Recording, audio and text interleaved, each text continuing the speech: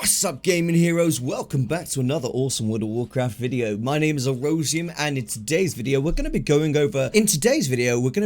over some different ways that you can improve as an outlaw DPS rogue. This will be basically effective in both Mythic Plus and raid content. Now, who am I? I am a rogue, decently geared, a 210 rogue, and I average between 4 and 4.5k DPS in raids. I do pretty good. I'm always towards the top, if not the top DPS in the raids, and I'm constantly working on my character. I'm doing plus 13, plus 14, plus 15 keys right now, and they're going really well. So I'd say I'm at the point in the game where I kind of know what I'm doing, and I sim my character a lot, so I have a good indication as to, you know, the way I play, and I think that it really could help some of you guys out there who are trying to learn the basics of Outlaw Rogue and develop yourself. So if there's anything at all you are unsure of that I do not cover in this video, make sure you put it in the comment section below, and I will cover that in the future video. But let's get into it right now. So first, this is the target training dummy. If you guys didn't know, you really want to be spending time with target training dummies just to get your rotation perfect. Because when you go to the raid, it's nothing worse than going to a raid and then realizing that you don't know your rotation very well.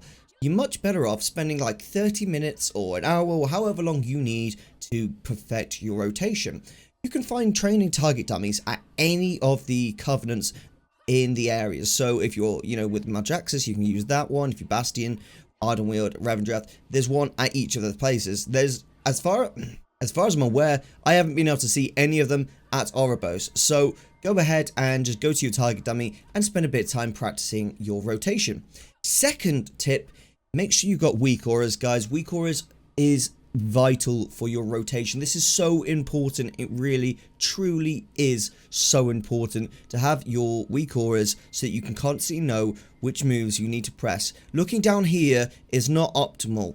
Looking up here is not optimal. Looking up here is not optimal. You will not be able to do your very best if you're having to look up here, down here, and up here. That's impossible. This is why I chose to unlock my my base.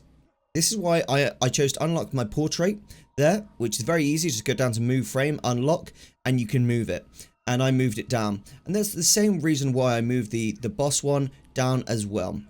Because really, you need them towards the center of your screen, and you need to be able to just glance at them to see. I like to have the percent and health amount, just so I know in my head how much I've got. I find it really helpful. Past that, having a weak auras is so helpful. So to basically get a weak aura set up, it's so easy. It's like /WA. So obviously, you go to Curse Forge. So obviously, you need to have weak auras installed. Install weak auras, really simple, really easy. This is a vital add-on for both raiding and Mythic Plus, in my opinion. It's so needed. So get yourself weak auras. When you've got that installed, simply type into the chat /WA, and it'll bring up this. It's very simple. Just go to the weak auras website and simply find the weak auras that you like.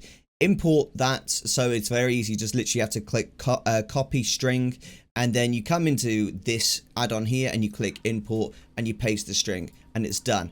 It's super easy. You can change the size of it, everything like that. I use Devlin Rogue, and it's just so helpful for me personally. When I'm in a raid, you just got to bear in mind that, like, you know, when I'm playing, you know, all the time, I typically play like this, but when I'm in a raid, I'll make sure that my camera is all the way panned out, and this is just so that I know exactly what is under my feet at all times. You really need, and so a lot of the time I'll actually play a fight like that, and that's just so that I have a really good impression of exactly what is happening around me. And it's good to be able to watch, like, things, if I need to soak anything, if I need to dodge anything. It's really helpful to stay light on your feet and have the bird's eye view in that regard. Okay, next tip is we're just gonna do the opener. This is it's something I just like to cover every single time, and I had a lot of comments on my previous video. I've changed my opener since then. To be honest, with that video, I very much was just following other people's advice who kept commenting on my original video saying, no, you should do it like this. But really, I simmed it and they were wrong. The best way to open on a single target is really simple. Be in stealth. Start on stealth, okay? And if you're in a raid, then obviously when the pull timer happens, you need to hit your shroud. And this is, for example, this is why the tanks need to be close to the target, because when they use their ability to control the target, they want to be able to hit it quickly, because you got hunters, you got mages, you got druids, everyone's throwing something suddenly at the target, and if they hit it before the tanks do, it makes it so much harder for the tanks to get that aggro and control it. So it's much better for the tanks to be nice and close, so always make sure you do a shroud on pull. When the pull timer happens, it's a 15 seconds, you've got that. So literally pull timer should be 10 seconds, put your shroud on. Alright guys, we're going to go through the rotation really quickly, just for your opener, because I really want to make sure we get this completely straight. So therefore, it's really helpful to go ahead and use Shroud of Concealment, and this will basically just ensure that the tanks can be nice and close to the target. So go ahead, use your Shroud of Concealment the second the pull timer starts, then use your Roll the Bones 2 seconds before the actual pull, then go ahead and use Ambush, Vanish, Ambush, go straight into Slice and Dice, then pop your Adrenaline Rush, generate your combo points, use your Bladerush and Covenant ability, get a nice big in between the eyes, proc on, and then go ahead and redo your Roll the Bones if you need to redo your Roll of Bones, and just keep your Roll of Bones decent buffs up, keep your Slice and Dice, and keep your Between the Eyes up at all times. I obviously can't take you through any further than that, because it's all dependent on the situation. That's the way the rogue plays. It's not 100% do this, 100% do that. You can change things up and do things slightly differently, but that is for the most part what you need to be doing, okay? So really simply, do your Shroud of Concealment 2 seconds before pull. 5, 4, 3, 2, Ambush, Vanish, Ambush, Slice and Dice, Adrenaline Rush, Bladerush, Sepsis, get up some combo points. Beautiful, Between the Eyes, and start smashing in that DPS.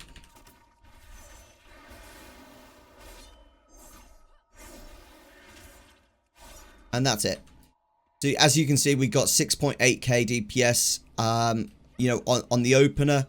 That was pretty good. That's exactly what you kind of want to be going for. I didn't even use my Potion of Phantom Fire, and I didn't have flasks on. I don't have any food on. It's just poisons I've got on at the second. That's what you can do if you achieve, you know, your rotation in a good enough capacity. So go ahead and practice that rotation to the utmost importance. Remember, it's always good to have Slicing Dice on first, in my opinion.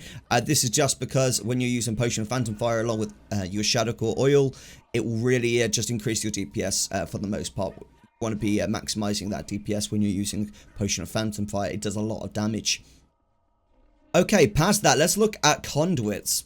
Now, I can't really comment as to what conduits you should be using for other covenants, but for myself, I use Night Fae, and therefore I use Count the Odds and Sleight of Hand. You really got to make sure that these are item level 200. Just go ahead and run whatever it is you need to run to get these items, but you need Count the Odds and Sleight of Hand. Go ahead and get your covenants up to the, I think it's level 27 renown to unlock this one. It's so worth it. It will increase your DPS by tenfold. It really will. It will hugely help you. So make sure you do that, guys, okay? Just please make sure you do that. Yeah, so I take quick decisions for the finesse. That's what I prefer personally. I like to have that extra speed with a grappling hook. It's just, I find grappling hooks so helpful as an outlaw rogue. I'm constantly using it. Recuperator, Slice and Dice heals you for 23% of your maximum health over the 36 seconds. It's so helpful to do this because you're keeping Slice and Dice up at all times, and it really helps your healers with that. So I think it's such a helpful thing to do. So go ahead and use, kind of just copy that if you need to copy that. As for spec, this is where spec changes, and I might have a couple rogues in the comment section be a little bit salty, like, no, just listen, just calm down, okay? Just calm down. All right. So Deeper Stratagem is not the talent you want to be taking if your haste is too low. If your haste is too low, you will not be able to generate the energy required to use the Deeper Stratagem combo points, okay? Don't do that. Use Vigor if your haste is really low. If you've been choosing the wrong stats, the wrong secondary stats, you need to take Vigor because you need that energy, okay? Only take Deeper Stratagem if your haste is, I'd say, about 15%, so you know, I'd always say about 400 haste minimum to take Deeper Stratagem. You want 400 haste minimum, and you know, typically just make sure it's 15%. Now, I'll admit I've got the wrong stats on right now. I shouldn't have 25% crit. I should have, you know, I should have like 20% haste and the rest versatility for the most part. But right now I've got a few pieces, such as one of these rings here, yeah, 120 crit, that I really need to replace with something that gives me more haste. But it is what it is, guys. I made the mistake, and I'm gonna work and repair on that. But yeah, go ahead and only use Deeper Stratagem in single target fights if you have enough haste. Otherwise, you will just not have the energy regeneration enough. So go ahead and use Vigor. I was using Vigor because I had 320 haste for about a week and a half, so I had to change to Vigor. My raid leader said, Ero, he pulled me aside and he was like, Ero, why are you using Vigor? I know, I've checked, you know, logs on and stuff. And bear in mind, guys, I'm the top DPS of my raid. He's just pulling me aside because he wants to make sure everyone's doing their utmost to improve. So Vigor, he was like, why are you using Vigor? And I said really simply, I've not got enough haste, dude. I need to increase my haste before I can take Deeper Stratagem. So I spent a bit of time doing some PvP and, you know, getting this neck so I could get a bit more extra haste. Just doing everything I could to get haste, and I eventually did, and therefore I was able to swap to Deeper Stratagem. But if you haven't got enough haste, use Vigor. It will maximize your DPS for the most part. I know some people like to use Marked for Death. That's up to you. You do what you do, you boo. As for Mythic Plus, Marked for Death is optimal for Mythic Plus. It's dependent up to you what it is you prefer doing. You know, I change my mind quite often on this. I like Marked for Death, but I also really like Vigor and Deeper Stratagem for Mythic Plus. So it's really tough.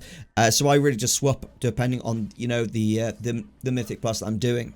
Now, when it comes to, you know, fights and everything like this, always make sure that you're behind the raid target dummy. You don't realize the amount of damage that, you know, gets lost as a rogue due to being stood in front of the boss. Make sure you're behind. The boss will parry your attacks less, meaning that more of your attacks will hit. It will increase your DPS. That is such a vital thing to do.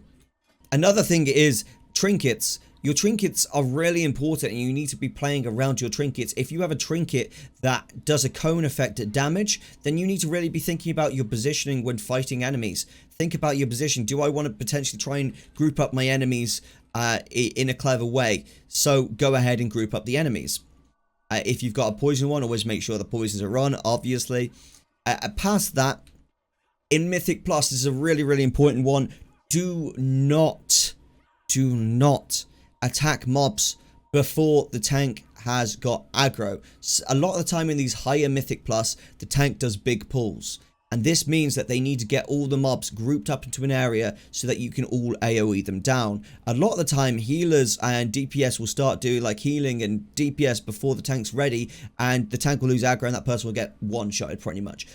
Don't do that. Allow the tank to get everything grouped up, then you stuff down. It doesn't matter if you just have 1 second where, you know, a Moonkin Druid or a Hunter or a Mage or something has beaten you on DPS. It doesn't matter. Get the mobs down in an efficient way.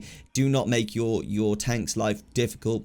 Make sure you've got your interrupts in your head on cooldown, right? So you need to make sure you've got your interrupts keybound, okay, guys? I know there are a lot of clickers out there. Respect to you clickers, but you're never going to beat someone who's pressing buttons. I'm sorry, but it's never going to happen because of the simple fact that, you know, as a clicker, you constantly have to look around where you're doing here, and you can't look at the screen as well.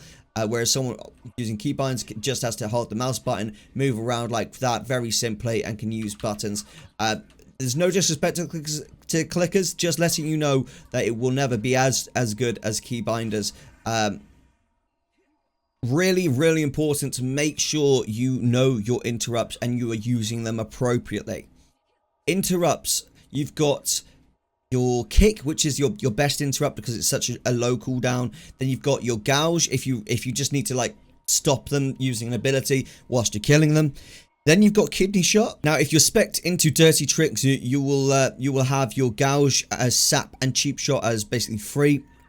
So it's really, really helpful. If you're in Mythic Plus, it can be helpful to have your cheap shot and kidney shot take 10% increased damage from all sources. That can be really helpful when you're killing a mob, which does a really nasty AoE.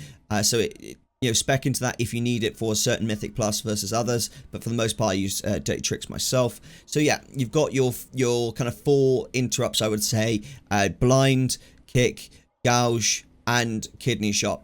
In bosses like, the second boss in Castle Nathria with the dogs, you've got to help with the interrupts and stuns and everything like that. It is so vital as a rogue. You may as well not be there if you're not interrupting. And it's the same for Mythic Plus. A good rogue versus a bad rogue is a rogue that interrupts, basically. As that, make sure you've got a macro for your tricks of the trade. It is so helpful. Hashtag show tooltip /cast. Brackets at focus. Bracket close, tricks of trade. This is really simple. Just go ahead and set focus on the target. And when I do, when I do a pull, I always make sure just to put tricks, and it will automatically go on set focus if it's a player. Another tip, and this is like, this is dependent on the person and dependent if you can get the gear. It's very, very helpful to get a dagger in the offhand. Having the extra speed to proc your poisons and your enchant is very, very helpful. So it's always good to get a dagger in the offhand. If you're wondering where you can get this dagger, you can get it from Mists of you can get this from Mist of Turner Scythe, and simply respec on your loot specialization to subtlety, and you will simply get a dagger at the end. If you are Outlaw, you will not get a dagger, so make sure at the end you before you loot, you click subtlety, and you will have a higher chance of getting your dagger. Make sure you do that. I need to get a better dagger right now. It's only a 194. It's actually my weakest piece of kit here out of everything. So the second I get that, I should jump up to like a 213 rogue or something like that, hopefully.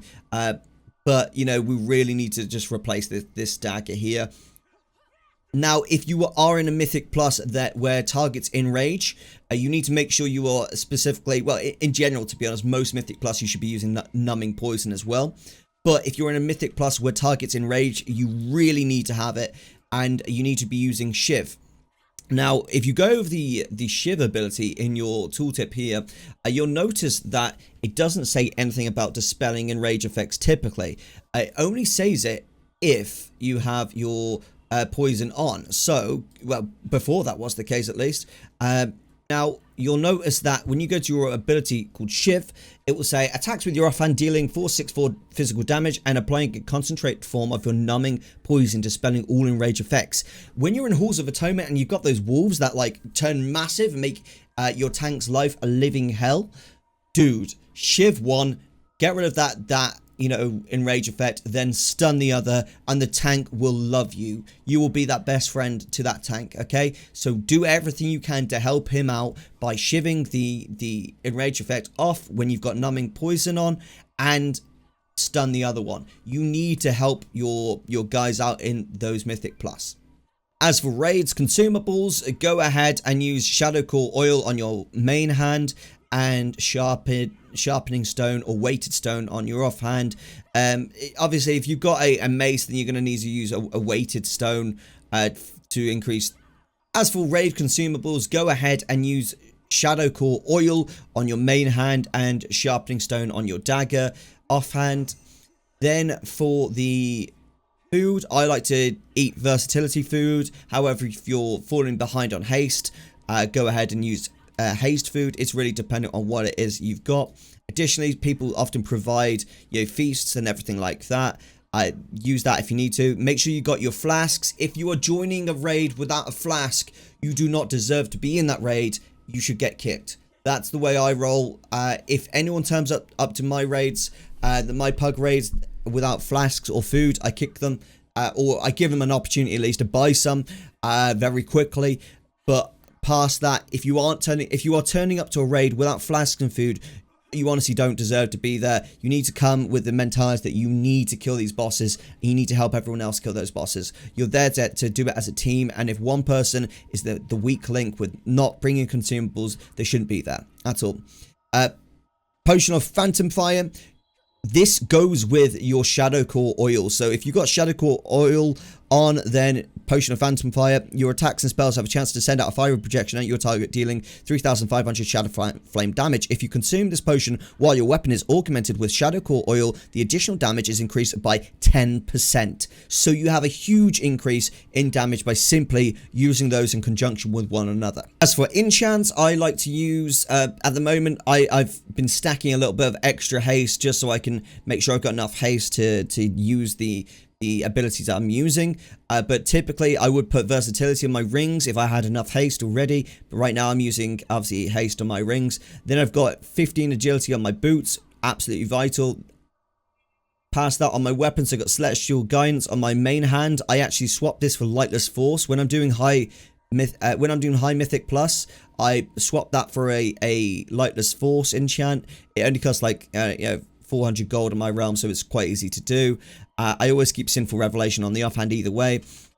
Enchanted Bulwark for the 25 armor and plus 20 stats, really helpful, definitely worth getting that.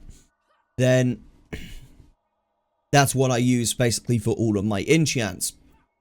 Now, I know that a lot of rogues will say, Aero, your celerity should be on a ring just because, it's better stats for you. I completely agree, and I'm actually in the process right now of replacing my shoulder piece with a ring at some point soon, hopefully. I just need to find a good shoulder piece to replace it in the future. It's not really a problem, but I'll figure it out. I really want to swap that over to a ring, and I've got nearly enough. Soul Ash to do that. I believe I need 5,800 to do it. From scratch all the way up to 235, because I'm not going to do anything less than that. Cloak enchant, you need to make sure you got 20 stamina and plus 30 leech.